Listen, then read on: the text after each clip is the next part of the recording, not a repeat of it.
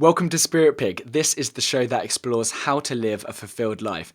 I'm Duncan CJ, and in this episode, I talk to Marianne Cantwell about authenticity, why we should be who we are and not be apologetic about it, why we should focus on our strengths rather than trying to constantly improve our weaknesses, how it's not our problems that are the issue, but how we approach problems that is the key to our happiness and our success, the importance of surrounding yourself with the right people and environment, plus some amazing advice Marianne received from 80-year-olds, coming up right now in Spirit Pig. Enjoy. Hey guys, welcome to Spirit Pig. We have an amazing guest today, calling in from Bali, so you might be able to see the leaves in the background. We're speaking to Marianne Cantwell, and Marianne is a best-selling author of the book Be a Free-Range Human, which has been translated into 5 languages. I think it's been in the top 2 most popular entrepreneurial titles on Amazon. She's been featured in newspapers including The Guardian, Sunday Times, Daily Mail, and business publications such as Business Week, Bloomberg, and CBS Money Watch. She's regularly on radios and is an expert that the media often turns to for their television programs. She's a coach, an international speaker, and last but not least, a full-time world traveller who runs her entire business from her backpack. Marianne, it's amazing to talk to you today. Thanks so much for being here. Thank you, Duncan. Now, we talked about this before, but I love, I'm sure you hear this loads, but I love this concept and the brand of free-range human. It's absolutely brilliant. And you immediately can see like exactly like what you mean. But I was looking on your website, and you just basically, a free-range human in a nutshell is a person who can choose when, where, and how they work, a person who gets paid to do what makes them come alive, and a person who has decided to live their life every day, not just at the weekends. Is that in a nutshell, is that about right? That's fair. Absolutely. It's about how you think about life as much as what you do in your life. Awesome. And one of the themes I'd like to maybe just hear your thoughts on a bit, just to start with, is this idea of authenticity and being your authentic self and not being apologetic for who you are and about it. I think a quote you mentioned was, the biggest service you can do for the world is to step into who you are. Could you maybe just tell me a little bit more about what you mean by that? Well, the way I like to explain it is, if you imagine that you had like a household appliance, like a vacuum cleaner, just say, for example, and you told that vacuum cleaner that it absolutely had to learn how to be, a blender, and it wouldn't have any value if it didn't learn how to be a blender.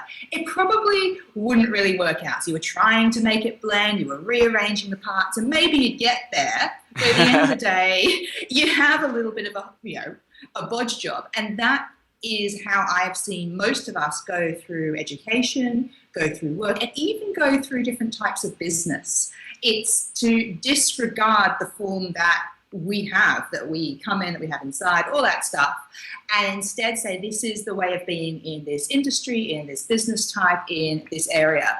And so what I mean by that is that when you start to recognize what it is that you have going for you, that you don't see at first because it's a little bit too obvious. You're looking for something a bit harder. It's usually a little bit more obvious than that.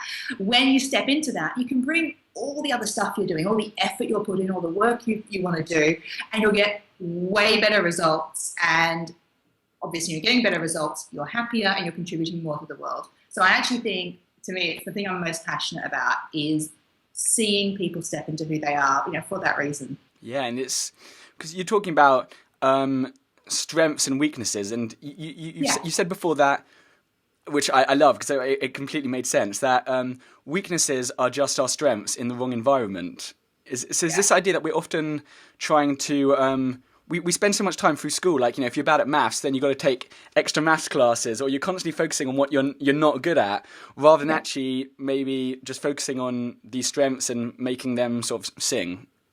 Absolutely. And, there's a lot of quotes when you really, as you're doing, when you start diving into looking at what people who are really happy and successful do in their life, you're just going to start to see a theme where people are just mitigating their weaknesses. They're not spending all their time on them and not putting themselves in a position where that's where they're being judged on. So it might be, we all do things we're weak at. We all have to, part of our everyday. But if it is sort of like 80% of more feels like you're pushing, that you had to get good at it, it doesn't feel natural, and you've just kind of learnt it, then something's going to be off in your fulfillment and probably in your potential as well.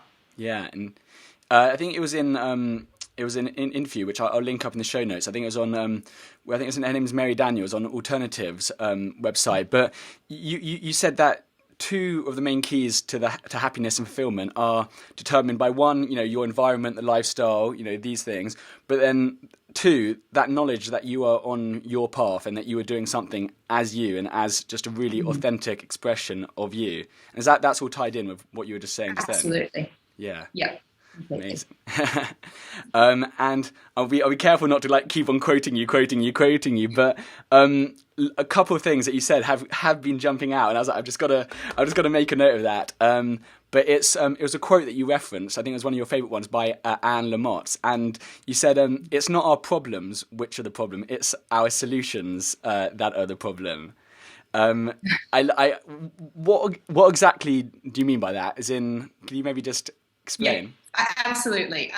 So I think we've all been in a place, and I certainly have been, where you feel like you have the one insurmountable problem of the world. Like everyone else can figure something out, but this one is particularly thorny, and you're not going to figure it out. Everyone I've worked with has come up with this at some point. I certainly have.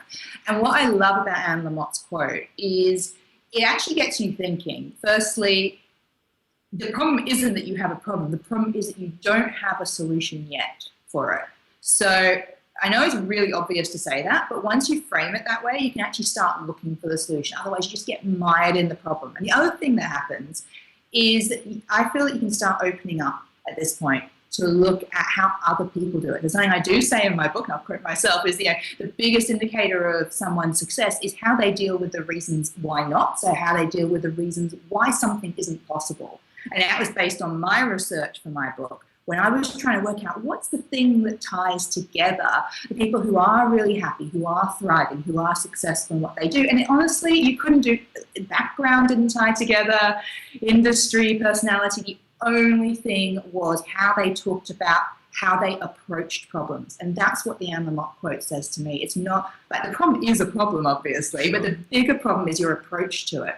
I think that's the basis of getting anything that you want in life or business or work, is to really reframe and go, look, if I was someone else other than who I am, if I was someone who didn't see things like this as a problem, so you can use a role model, you can use Richard Branson, you can use whoever is a role model to you and say, what if they were in my shoes today without their advantages? What might they be doing? What might they be saying? And that's just a really cool tactic that I see gets you out of your own head a little bit and looking at solutions to problems that might seem kind of, completely insurmountable at the time. Is that a recent thing that you've done? Have you always done this? Is this something you've learnt about this? Because I'm just trying to, because that's awesome tactics. It's in step outside of yourself, almost look at it from like a bird's eye point of view almost. And yeah, so I think we get. I think I've always done it. It's a way I always tell my clients, look, you can get free coaching from anyone. You just have to get really familiar with their work and ask yourself, what would they do? And obviously that does come to a limit where you're just like, actually, I have no idea what they do. And that's when you really need to step into actually getting help from them or someone else. But it really is a useful thing. I used it for many years, and you can use it with a range of people as well, and just start to get for free different perspectives on your own options. And it's almost the benefits of like reading, listening to podcasts. You have this you've got all these coaches in your pocket, and you actually you're hearing directly from the Richard Bransons, the Tim Ferrisses, Oprahs, whoever your role model is, whoever you resonate with. This is why I love podcasts like this. Is I feel that we're in such a lucky time at the moment where we can learn from the best minds in the world. We can learn from people who are just starting to do something, and it's not about specific tactics. I know a lot of people sometimes listen to something or take something and say, I need specific tactics. Tactics are great, but if you think about it, the people who are really thriving in what they do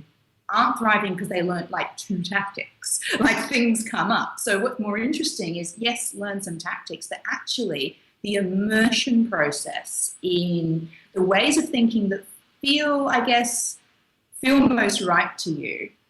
That to me is absolutely key. I feel like we're really lucky at the moment to have things like this coming up.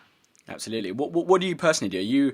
Are you a member of like many like masterminds? Are you do you have like mentors? Do you just read a lot? Like, is it lot of self learning, or is it a combination of these things? I have to say, I'm very picky. And the reason is that I get very enthusiastic, you might tell, about ideas, about, people. And usually, we met at a conference, and you might have noticed I didn't stay the entire conference, because if I stay a whole weekend on a conference, I have trouble processing everything that happened. I like to really take something and really process it. Yeah. So I choose, a good mastermind group to be a part of, a good coach to work with. If I'll pick and choose different things around the edges of that. But other than that, I do tend to choose fairly carefully what I do and what I take part in. But that's my learning style. Other people need to be enthused more. And so for them, the more right approach is, what I've heard from them, is to actually have a lot more input, a lot more often, to be able to sort of raise up to that level and be able to go from there. So I think it really depends on your personality, just where we started, really. Yeah.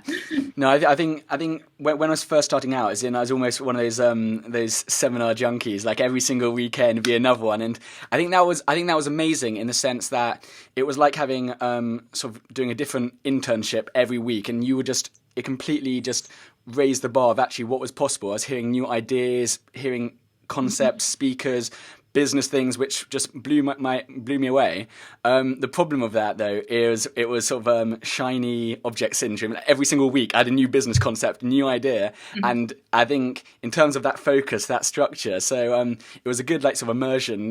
Wow, this is possible. But then actually, I had to almost step away, and I was like, right, just maybe one conference every couple of months or something. It's quite funny. I actually run a group, a membership group. I just do like one main thing in my business now, to run a membership group. And in it, people are quite surprised. I'm just like, do not buy the other things. Do not buy other things. Like, I will include the things because I don't want you going into overwhelm. And so I'm really strict with my clients. I'm just like, I'm not encouraging you to, post everything from the whole internet in here. Think about it.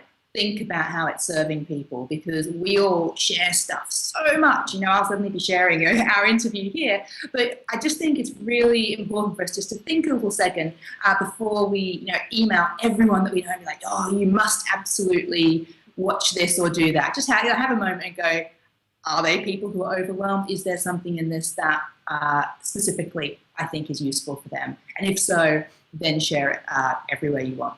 Amazing. Did you always have this sort of self-belief, like you knew that you were going to be successful, you knew you were going to make it, or was this?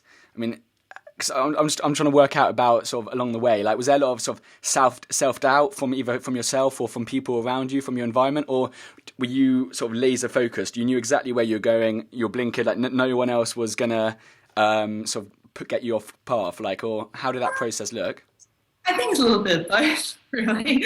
I don't think I've always been clear what I want to do. In fact, I'm not someone who's always clear what I want to do. And I think that's one reason I really empathize with people who come to Free Range Humans, because I'm definitely that sort of person. But when I decided, for example, after I started my business, that I was going to write a book and it was going to do really well, that was very clear to me that was going to happen. And this was right at the beginning of my business. I didn't actually write the book or get a book deal until a few years later. But to me, I was just like, well, that's going to happen. And so I think I kind of started putting in steps in to make that happen. I hung out with people. It's quite a funny story. I hung out with so many people who had best-selling books in the UK that I actually started to feel a bit bad. Like, I remember a few years after, I was like, oh God, everyone has a book. What's wrong with me? And someone was like, I don't have a book. I'm like, everyone else has a book. And it was a real belief. So I think one of the things, just to tangentially answer your question about the idea of confidence, I don't think confidence is the one personality trait that's just really elastic. So it can increase based on your environment. It can decrease, depending on what's going on. And if you really want to shift your worldview to being that it's possible to do something, I don't really believe in convincing yourself of that. we'll never really, we're all smart people. We're not going to totally believe ourselves when it doesn't feel true. I think one of the most feel like a fraud. effective ways is surround yourself with evidence that it is normal. Yeah. Because, if you surround yourself with evidence that it is insane, then if you're not in a good place, that's probably not the time you're going to do it. That sort of comes down the line. So, listen to podcasts, read the books if you can't meet people. If you can meet people, meet them. If you can join a group that has people doing those things, join that group, and you just redefine your normal. So I think when people ask me about confidence, I'm like, yes, I was always clear I could make something happen, but I wouldn't have held that confidence for very long if I'd sat by myself and started thinking about how crazy it was. It really is about who's around you, I believe. Awesome. And because it's funny when I think you were saying how it's actually okay to rather than to have everything all the pieces lined up already, just to start, and then actually things are going to change so much. Things are going to change along the way, and then just to learn on the fly. You actually don't have to have huge. If you want to do a sort of a lifestyle kind of business, you don't have to have like vast investment to start. Just to start something, and then just to hustle and change and go along, because it was actually I think you were saying how because personally I think in the last 3 years I think my business has kind of changed and adapted about 3 times in 3 years, and on the surface it almost seems like that's a bit of a failure, like how come it hasn't clicked, but every single time it has changed, I'm so much closer to actually what feels, I get to know myself a bit better. Every single failure is just like, okay, you're one step closer to what actually really feels right. Absolutely, and that's going to change as well. Yeah. I think that's part of the key, is that I believe that most of us find one thing and do that thing forever in the same way. Because especially when you're talking about your lifestyle businesses and you're teaching something, or you're imparting information, or you're curating content, your interest and your focus and what it grows over time. And I was actually having this conversation the other day with someone who's been doing what she does for a very long time, and she's saying, we need to have more conversations at the moment about the fact that there is no there. There's no point where you get there and you totally made it and you're like, oh, well, I'm just going to do this the rest of my days, and that's what happens. Like the people who I've made a lot of friends lately with people who are in their 70s and who are, they were successful in the sort of self-helping type of scene since the 70s. And the advice I've got from them has really been all about learning constantly. They're the most avid learners that I know, these people, and they're just absolutely thriving in what they do still. And also about being willing to drop things, even if you put time into it, over a long time. Their biggest advice is, look, we're only doing what we do now and still loving it because we dropped those projects that we could have said, oh, we must keep going. So we would have completely lost our enthusiasm or lost our way if we'd always said, you have to keep going on something because you started it, which is obviously completely different from, if you're a serial non-completer. This might not be the advice for you right now.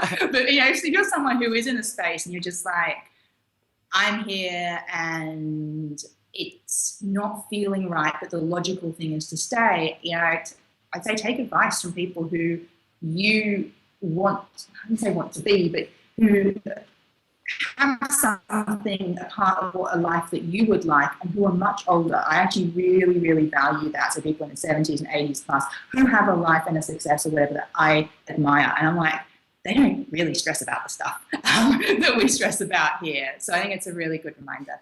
That's amazing advice. It's similar, as in I had a mentor, and I think it was in September, October, I was dragging something on for about 5 or 6 months. Luckily it was only that long, but about 4, 5, 6 months longer than it should have. And it wasn't making me happy. And he was just like, kill it, drop it. And then because I was starting this new project while that was still just dying a death, and it was just like, no, just hit it in the butt and just, kick it in the butt and just... Which is hard. I mean, it's even, I guess, depending on how well it went, but if it's making you money exactly. in some way, that's a really, really tough thing to do. And I've been interested in talking to people as well, like mentors, people who've done really well on and offline. And the people who do the best, it's funny, their advice is exactly that. Yeah. It's about that, which is, I personally am quite risk averse, so I find that particularly hard to take on. But, it's just interesting to know that that's out there. Yeah, fantastic. So I want to start a lifestyle business. I want to be a free range human. Okay, I think you said on your website, free range fledgling, or my free rangers. I like it's that idea. Free range fledgling. Yeah. Now, obviously, there's this sort of transition phase where, like what we were just talking about, where you want to start, but you've got these bills to pay, you've got commitments, you've got responsibilities. How can you start something like that but not be? I think you said living on baked beans. Like, how can we not be like living on baked beans? Is there just you just got to just admit that there's going to be a big transition phase? You've got to save up for 3 months, 6 months where you're not going to be getting any money, or can there be this smooth transition where you leave your job and you start this career? I think it depends on what you're starting, okay, and how much you've done on it in the past. So one of my big sort of like red light moments is when I have someone come to me and say, oh my God, I was so inspired. I've just quit my job and I'm going to figure out what I want to do for my life. And I'm sure I'm going to be able to like pay my way doing it in 3 months. And I'm like, so you've quit your job now and you have to figure out what you want to do in your life and make money from it in 3 months or 6 months. I'm like, this one is a huge call. Now, here's why I say that for that situation, because it takes a long time to work out what you want to do in your life. Yeah. So what a lot of people do, and is what I did, I worked out what I wanted to do for the first few years of what I was doing before I left my job. But I kind of got a little bit off the ground, but I suddenly had to make a lot more money than I'd expected, a lot faster than I expected. I found it out a month in. And so I had to change strategy quickly. So what I ended up doing was, instead of trying to it was actually career coaching that I was doing at the time. Instead of trying to get this career coaching business fully off the ground, I had 1 or 2 clients, but instead of just focusing on that, I diversified into actually consulting in the field I was more familiar with, which was marketing strategy and research and lots of stuff like that. And so I looked at picking up a couple of clients in that area, and it wasn't easy because I hadn't planned for that, but it was just enough to get me through those first 6 months, which can be really tough right at the beginning. And looking back now, what I teach my clients is, in the time you're in your job, there's a lot you can be doing. I have done some of it, I'd have done more. If you're already out there though, and you're like, actually, turns out, need to do something, I think there's such a movement at the moment of making money from your passion. And number one, if you don't know what brings you alive, and you need to make money soon, don't confuse the two, because that is the quickest way of actually blocking your creativity and blocking exactly what you need to discover what brings you alive, because panic sets in, the creative bits of your brain shut down, and you go into survival mode. And that's not where you're going to find what brings you alive. So that's a huge mistake I see. And you see in my book, I actually separate the process in two, and I say, you've got to engage in what I call 2-step thinking. And one step is, what is it that brings me alive? What do I want to do in the world? And the other step is the practicalities. Yeah. So anyone in that position, just ask yourself, number one, bring out the money, bring out the finances. I hate numbers, but they're really helpful at this point. And go, how much do I need to be making per month? What can I do to make that? Is it in the field that I'm already moving towards that I want to go into? Okay, I want to do coaching. How many sessions do I need to sell? How many packages do I need to sell? Can I do that? What would it take to do that? And actually bring it down to the numbers. Or number two, if you're like, actually, I don't even clear what I want to do, then go, what do you have available that you could sell? What skill, what service, what could you bring in? Maybe you can do half and half. Maybe you say, actually, if I got 2 new coaching clients a month and I had a couple of days work a week doing this, I'd be great for a while. I could build that up. So you can get really creative. But the first thing I do at this point with anyone is I say, look, we need to know your numbers, because it's very emotive to say, how am I going to survive? Am I going to be living on baked beans for years? Well, I don't know, because I don't know if you need to be making $20,000 a month. I don't know if you're making $2,000 a month. So I can't help you until I know that, and you can't help yourself until you do. So I'd say get friendly with a spreadsheet. Break it down. I know it's not comfortable. Excel. Break it down. I usually break it into two and say, how could I bring in this half and this half creatively, and view it as a creative project, not as a awful, like, oh no, I have to do this. It's part of the creation process. It's part of learning to be a free ranger on the way.